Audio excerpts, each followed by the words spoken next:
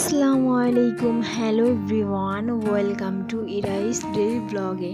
আজকে আমি এখানে মাখামাখি করবো হচ্ছিল কাঁঠাল। সো আমি গাছ থেকে এই কাঁঠালগুলো পেড়ে নিয়ে আসছি, নিয়ে আসার পর ধুয়ে এটা সুন্দর করে কাটাকাটি করতেছি, কারণ এটা অনেক পরিমাণ আঠা, আপনার একটু সাবধানে কাটবেন। কাটার পর এগুলো কুচি কুচি করে নেবেন।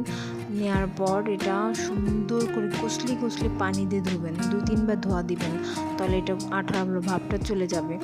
সো এখানে আমি শুকনো মরিচ, লবণ, বিট লবণ দিয়ে সুন্দর করে কষলে নিচ্ছিলাম। তো কষলে নেওয়ার পর এখানে আমি অ্যাড করে দিব তেঁতুল। তেঁতুলটা অ্যাড করার পর এটা যত মাখাবেন এটার স্বাদ তত মজা হবে। ট্রাস্ট মি গাইস, আমি এটা ফার্স্ট টাইম ট্রাই করছি, বাট এটা খেতে কি পরিমাণ যে মজা, দেখেন এটা খেতে খেতে শেষ হয়ে গেছে। সো সবাই একবার হলে ট্রাই করবেন, এটা খুবই স্বাদ। তো ভালো থাকবেন।